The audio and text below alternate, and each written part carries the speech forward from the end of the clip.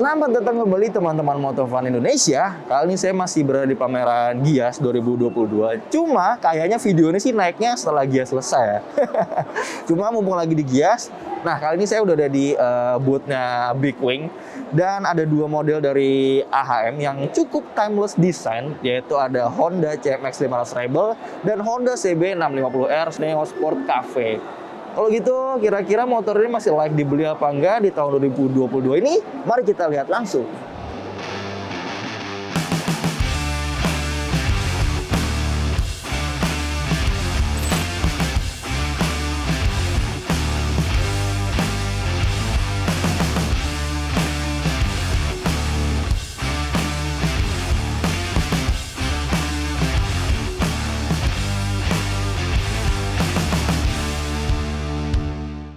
Oke, yang pertama kita lihat dulu Honda Rebel. Nah, ini Honda Rebel 2022, teman-teman. Di sini warnanya matte blue gitu. Terus kalau kita ngeliat emang desainnya ini sport cruiser ya. Artinya emang motor ini untuk dikendarai jarak jauh dengan menghadirkan posisi pengendara yang nyaman. Nah, dari segi desainnya bisa kita lihat di kaki depannya dulu. Ini suspensi depannya teleskopik, ini kurang lebih 41 mm. Dia juga masih single disc brake, cuma ban depannya gede banget karena ukurannya 130/90. Jadi benar-benar gambot banget lah gitu ya, memberi kesan yang cukup kekar gitu. Kemudian kita lihat di sini tangkinya cukup mungil karena cuma 11 literan teman-teman. Tangkinya model kayak teardrop gitu. Di sini emang sengaja dibuat mungil biar apa? Biar nantinya kaki pengendaranya itu nggak terganjal ketika naik motor ini. Jadi di sini dibikin ramping. Di sini rangkanya juga kita bisa ngelihat rangkanya tuh singset banget ya. Jadi ketika nanti pengendara duduk, kakinya itu nggak keganjal di sini teman-teman. Ntar kita cobain posisi duduknya. Terus kalau kita ngeliat ke belakang, nah di sini tuh rangkanya tubular gitu ya. Jadi benar pipa-pipa tebel. Terus juga di sini ada jok pembonceng yang cukup mungil. Dan jok pemboncengnya ini berada di rangka yang terpisah teman-teman. Jadi ini rangka utamanya cuma sampai sini. Nah, sedangkan yang ini di jok pembonceng, di spakbor, di sininya nih rangka tambahannya ini terpisah. Jadi teman-teman kalau yang mau beli Rebel ini terus pengen single aja atau nggak mau boncengan, ini bisa dilepas nih. Jadi ntar jadi buntung, nggak ada belakangnya, dan pusat belakangnya juga bisa dilepas. Jadinya kayak motor-motor beneran cruiser yang buat sendirian gitu lah. Terus kita lihat belakangnya. Di belakang dia juga swing armnya nih sama kayak rangkanya. Pakai modelnya pipa juga bulat tubular. Cuma emang keker banget ya, tebel banget. Terus dia pakai dual shock di sini kanan kiri. Dan ini dual shocknya pendek banget teman-teman. Paling ini cuma 280-an. Ya sekitar segitulah ya. Pendek cuma dilengkapi dengan setelan preload ya teman. Kurang lebih ada 5 setelan preload gitu. Dan yang belakangnya bannya Dunlop cukup besar karena ukurannya 150/80. Walaupun tampilannya retro-retroan klasik gitu teman-teman, cuma dia udah ada bumbu-bumbu fitur modernnya nih. Bisa kita lihat langsung dari lampu utamanya. Lampu utamanya dia membulat, cuma di dalamnya ini ada 4 buah lensa proyektor gitu teman-teman. Dan ini ada DRL kecil ya. Coba kita hidupin ya. Nah, ini dia. Ini yang ini untuk lampu dekat dan lampu jauhnya. Nah, lampu jauhnya ini. Keren ya. Jadi kesannya klasik modern gitu lah. Kemudian lampu sennya juga bisa kita lihat. Nah, lampu sennya juga udah LED juga dengan desain casingnya bulat. Jadi tetap kasih retro, cuma dalamnya LED modern. Oh iya, dia megangnya lucu nih. Di asok gitu ya, di asok breaker. LED, begitu juga dengan lampu belakang, sen belakang, dan lampu penerangan plat number belakangnya. Lalu kita lihat di area stang. Di area stang di sini kita bisa lihat ada engine cut off. Nah, ini untuk ngerilis engine cut off-nya, ini untuk engine cut off, ini untuk hazard, dan ini untuk starter. Minimalis banget ya, dan ini gasnya juga kayak ala-ala gas spontan, dan hand gripnya ternyata kecil banget teman-teman diameternya. Jadi cukup nyaman digenggam untuk tangan yang nggak terlalu besar. Lalu ke sebelah kirinya, sebelah kiri juga cukup sederhana. Hanya di sini ada lampu jauh, lampu dekat, dan di sini ada pass beam. Ini klakson, ini safe. Cukup minimalis. Di sini untuk handle couplingnya juga sederhana banget teman-teman. Oh, ada setelannya di sini untuk setel kabel couplingnya, cuma nggak ada untuk setel jarak handle-nya ya di sini ya.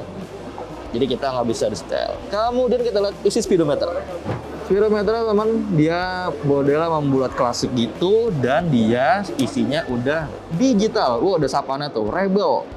Kemudian juga isinya layar udah negatif display. Di sini ada jam, ada gear position, ada speed meter. Ini ada fuel consumption dan ini fuel ini ya. Ini kapasitas bensin. Ini bisa kita ganti teman-teman. Di sini ada tombol di kanan kirinya. Nah, ini untuk race nih karena dia bensinnya habis, jadi ini 0,3 liter. Ini total odometer, ini trip A, ini trip B. Ini trip A average full consumption-nya, average-nya. Ini average full consumption yang trip B. Nah, ini fuel consumption real time. Balik lagi. Terus di sini ada beberapa renderan lampu indikator, kayak ada sein, ada lampu jauh, ada netral, ada overheat indikator, ada ABS, dan ada oil indikator. Sederhana banget ya. Jadi ini tombol untuk adjust, yang ini untuk resetnya, yang sebelah kanan. Gitu teman-teman.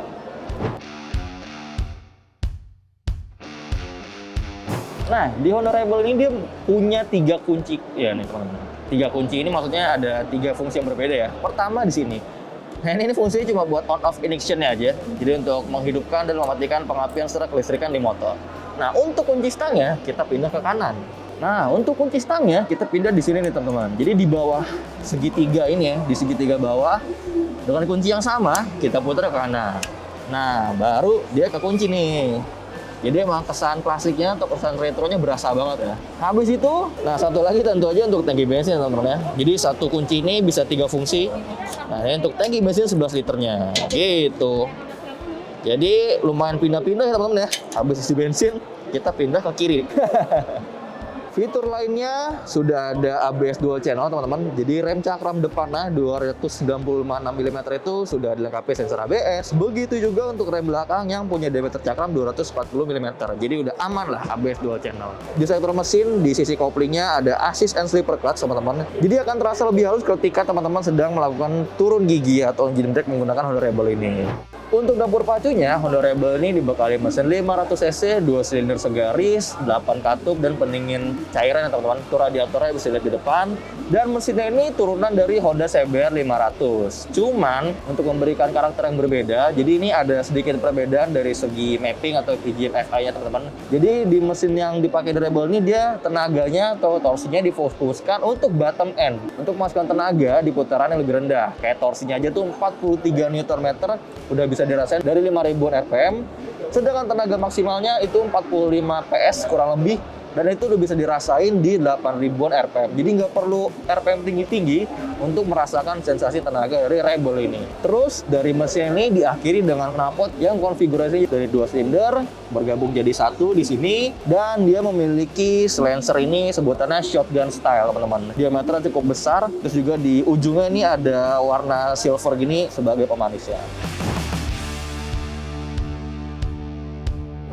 Salah satu ciri motor Cruiser adalah memiliki jok yang rendah banget teman-teman. Nih kayak di Rebel juga, dia tinggi joknya cuma 690 mm, jadi rendah banget. Juga punya segitiga atau setang yang cukup centang. Di sini racknya dia 28 derajat teman-teman.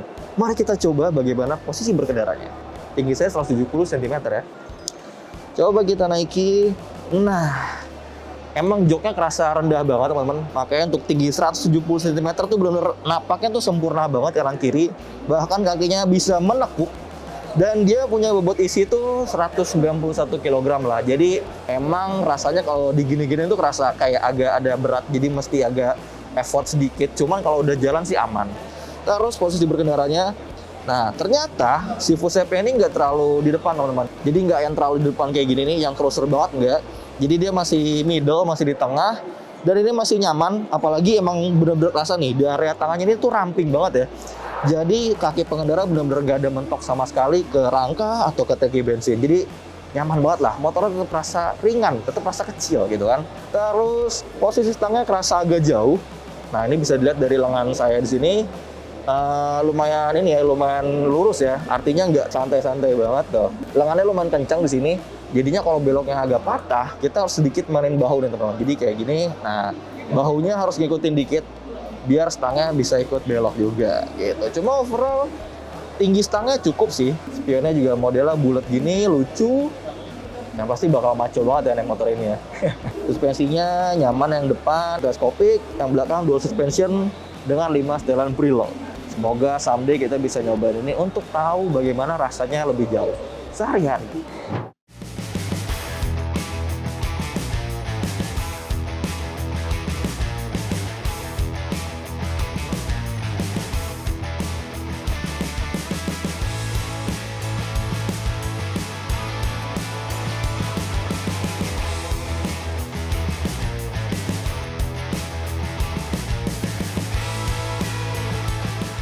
Oke, sekarang kita pindah ke sebelahnya. Udah ada CB650R Neo Sport Cafe, teman-teman. Nah, ini tuh sebenarnya dia berkeluarga, teman-teman. Jadi ada CB Neo Sport Cafe mulai dari 125 cc, 150 cc, ada X-Motion, ada 2,5 dan 300 cc.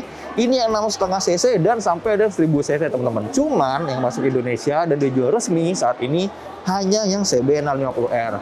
Oke, kita langsung bicara desain ya. Bicara desainnya sesuai dengan konsepnya dia, yaitu Neo Sport Cafe. Jadi emang pergabungan antara konsep cafe retro gitu, tapi dengan unsur modern. Bisa kita lihat di sini desainnya, lampu bulatnya keren banget, teman-teman.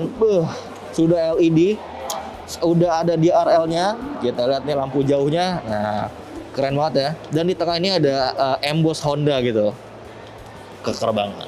Di mesin depannya juga gagah banget, teman-teman. Dia udah pakai model upside down dari Showa SFFBP, Separate Function Fork Big Piston. Terus diameter asnya juga tebal sini, 41 mm. Nah, dia sudah pakai double disc brake, teman-teman. Cakramnya semi floating, diameternya 310 mm. Dijepit pakai kaliper Nissin radial. Jadi 4 piston di kiri dan 4 piston di sebelah kanan. Jadi ini lumayan bikin kesan depan ini lumayan padat dan kekar. Sekarang kita coba ke tengah. Terus kalau kita ngeliat desain tengahnya, di sini tuh gagah banget, teman-teman. Kita ngeliat di sini ada shroud-nya. Shroud-nya ini warnanya silver gini. Seolah-olah tuh kayak aksen-aksen aluminium stainless gitu ya. Cuma ini tetap cover body, warnanya silver aja. Kemudian sini dia lekuknya juga nyambung ke bagian tangkinya. Ini tangkinya 15 literan kurang lebih. Lumayan besar, dan di sini lekuknya pas banget buat paha pengendaranya. Jadi ntar paha pengendaranya pas naik nggak terlalu ngangkang gitu ya. Lekuknya bagus banget, logo Honda besar di sini. Kemudian masih di sisi tengah kita akan melihat sebuah mesin 4 silinder yang sangat-sangat terekspos di sini. Ini gagah banget, teman-teman. Di sini juga kelihatan ada engine mountingnya ya. Mesinnya 4 silinder, ntar kita jelasin di sisi mesin. Kemudian di sini rangkanya, rangka twin spar sini kotak, ke belakangnya jadi tubular. Nah, swing armnya, dia pakai swing armnya udah tipenya ini aluminium, teman-teman. Kalau secara desain sebenarnya kalau kita ngeliat mirip kayak CB250RR ya. Ini ada garis tengahnya, cuma ya ini dimensinya lebih gede lah, karena kan dia kapasitas mesinnya besar. Terus juga ada monoshock di tengah. Monoshocknya dia tanpa prolling, artinya si monoshock langsung bertumpuk ke swing arm. Jadi warna kuning gitu, dan dia ada 10 setelan preload. Jadi banyak banget setelannya yang benar-benar bisa disesuaikan dengan kebutuhan pengendaranya. Kalau belakangnya makin lama makin kecil bodinya, makin ramping, dan si spakbornya ini terpasang dengan ini nih, menggantung di plat stainless ini. Jadi ini gagah banget dan ada kayak sirip-siripnya gitu. Lampu stop lampnya di sini kecil. Nah, bicara fitur, motor ini pertama udah dilengkapi dengan ABS dual channel, teman-teman. Jadi di depan dan belakangnya udah ada ABS. Kemudian ada juga HSTC, Honda Selectable Torque Control, untuk mengontrol roda belakangnya agar tidak tergelincir ketika berakselerasi di jalan yang minim traksi. Kemudian ada juga ISS, yaitu Emergency Stop Signal, yang akan menyalakan hazardnya ini keempat lampu seinnya ketika motor terdeteksi berhenti secara mendadak. Terus apa lagi ya? Lampu-lampunya udah full LED, bisa kita lihat. Nah, lampu sen, lampu dekat, lampu jauh, lampu belakang, lampu rem, hingga lampu penerangan plat nomornya. Jadi udah LED. Kemudian kita lihat ini kali ya, informasi speedometer ya. Walaupun masih pakai anak kunci biasa, cuma dia sudah dilengkapi dengan HIS, yaitu Honda Ignition Security System. Jadi mirip-mirip kayak immobilizer yang ada di Vespa, di Piaggio, atau di varian-varian lainnya. Oke, langsung kita lihat informasi di speedometer kita hidupkan. Full digital, layarnya lumayan lebar, dan udah negatif display juga ya. Latarnya dia gelap gitu, teman-teman, lebih ke biru dongker gitulah. Di paling kiri kita lihat dulu, ini ada tachometer. Cukup mungil ya, dia separuh lingkaran gitu. Dia nih bisa kita lihat di sini red line-nya kurang lebih di 13.000 rpm lah ya. Kemudian di tengah-tengahnya ada gear position. Ini ada fuel meter, ada jam, ini speed meter tentu aja. Ini indikator suhu mesin, kecil banget ya, lucu banget. Kemudian juga ini ada informasi-informasi. Informasi ini, dua ini bisa kita ganti melalui tombol di bawah nih, ada select ya. Pertama kita ganti yang kiri ini trip time. Trip time ini jadi race-nya, race L. Ini kilometer per liter fuel consumption-nya secara real time. Ya, ini average-nya rata-rata. Ini L ini apa ya? Nanti kita cari tahu. Kamu baca aja di bawah ya penjelasannya. Kemudian ini kecepatan rata-ratanya. Balik lagi ke trip time. Kalau yang kanan ini ada odometer, ada trip A, ada trip B, ada ini RPM juga teman-teman. Cuma nih dalam versi angka ya, rev per minute. Yang ini versi bar, kalau ini versi angka. Jadi bisa muncul dua-duanya. Kalau yang ini race bensinnya nih, ini karena dia sudah low. Dan ini balik lagi ke odometer. Kalau di sebelah kanannya ada beberapa rentetan lampu indikator. Ini indikator HSTC, indikator netral, ada indikator lampu jauh, check engine, ada oil indikator, dan ABS. Oh, ada sen juga di bawah. Mana sen kita? Nah, ini sen. Nyala semua. Cakep. Cukup jelas karena dia udah negatif display dan lumayan gede-gede ya angkanya. Kalau kita lihat saklar kanan ini cukup sederhana ya teman-teman ya. Yang pasti udah ada selongsong gas, ada engine cut off, dan ada starter. Nah, di sini ada master rem yang cukup besar dan enaknya dia handle remnya udah ada dilengkapi dengan 6 setelan jarak. Jadi bisa disetel jaraknya dari 1, 2, 3, 4. Nah, satu nih lebih renggang nih antara handle rem dengan stang. Nah, ini satu nih paling jauh. Kemudian di sini ada stang taperednya lumayan tebal di sisi tengah ya, dengan racer yang cukup tinggi. Kita lihat lagi di kiri, saklarnya ini ada beberapa tombol. Pertama tombol high beam, low beam, dan pas beamnya ke bawah. Tombol hazard, klakson, sin, dan di atas ini untuk mematikan atau menyalakan HSTC-nya tadi nih. Honda Selectable Throttle Control. Kalau koplingnya di sini nggak ada setelan handle ya. Cuma ada setelan ini, jarak dari kabel kopling aja. Nah, di sisi tengah bisa kita lihat, nah tadi udah disinggung di awal, kalau di sisi tengahnya ini ada mesin gede banget, 650 cc, 4 silinder, DOHC. Nah, ini dia mesinnya teman-teman. Jadi dia ini udah 6 percepatan dan ada assist per kelasnya di sini. Jadinya momen engine brake-nya akan lebih halus di area koplingnya ya. Kemudian di bawahnya bisa lihat sini. Lihat dong. Ini layar knalpotnya ada 4 biji teman-teman. Dia udah stainless juga, warnanya gold gini. Dia dari 4, habis itu bergabung menjadi 1. Dan silencernya ternyata pendek teman-teman.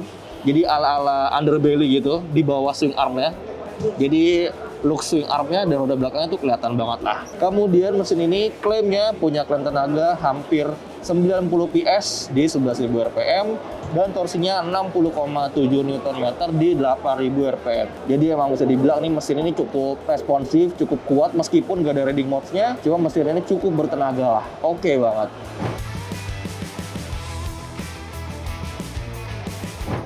Motor ini punya bobot 210 kg teman-teman. Wajar sih ya, karena mesin aja tuh udah gede banget kan. 4 silinder 650 cc. Dan dia punya tinggi jok 810 mm.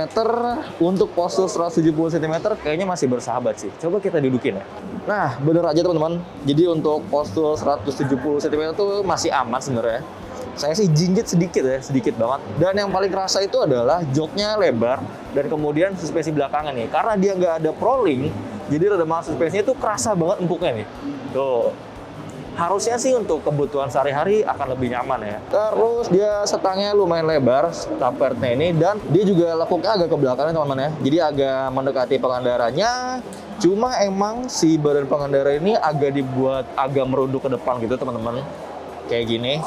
Jadi emang dia memberi kesan yang kayak agak lebih gahar gitu, kayak lebih maco untuk si pengendaranya. Terus juga kita lihat footstep-nya, dia berada di tengah dan posisinya nggak terlalu tinggi ya. Jadi si dengkul ini atau si kaki pengendaranya nggak terlalu menekuk. Akhirnya nggak terlalu pegal-pegal banget kalau berkendara lama. Dia bobotnya 210 kg, jadi kalau posisi berhenti sih agak lumayan ya. Cuma kalau udah jalan harusnya nggak terlalu kerasa lah.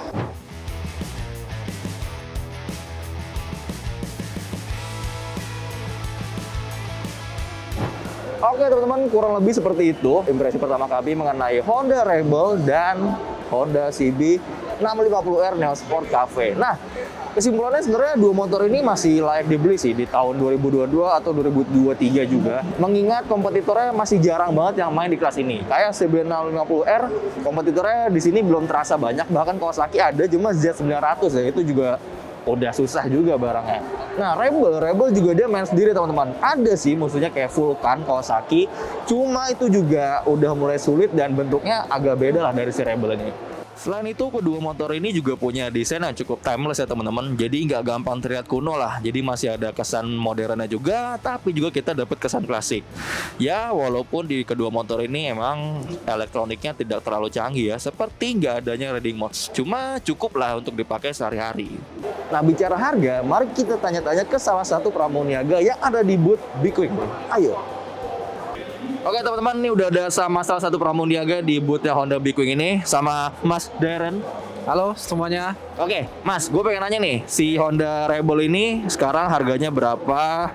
Terus juga ada pilihan warna apa? Dan bisa didapatkan sama konsumen tuh kapan?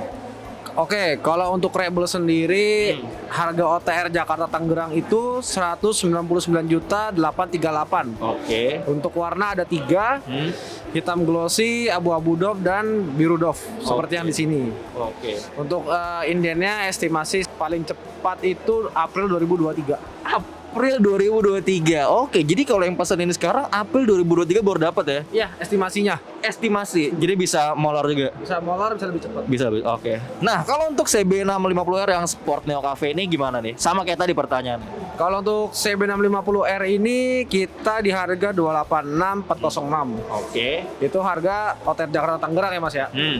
Untuk warnanya ada 2, merah glossy sama hitam doff seperti ada gambarnya. Tapi untuk indiannya ini paling cepat Oktober Kapan? 2022. Oke, jadi tahun ini ya. Tapi itu pun unitnya juga nggak banyak sih, terbatas juga. Oke, jadi emang karena ini motor itu CBU ya? CBU Thailand. CBU Thailand. Jadi wajar kalau unitnya agak susah ya. Oke, nah bisa didapetin di mana nih? Selain di Gias kan pasti kan bentar lagi udah selesai nih. Setelah Gias selesai kira-kira bisa didapetin di mana nih? Oke, kalau untuk big bike sendiri bisa didapatkan di jaringan Honda Bikuing. Itu kita tersebar di 11 kota di Indonesia. Oke, salah satunya di Kalau saya dari Wahana Gunung Sahari. Wahana Gunung Sahari. Oke, siap. Thank you ya Mas Darren informasinya. Makasih juga teman-teman yang udah nonton. Jangan lupa di like, di komen, di subscribe channel video ini. Dan sampai jumpa di video-video selanjutnya.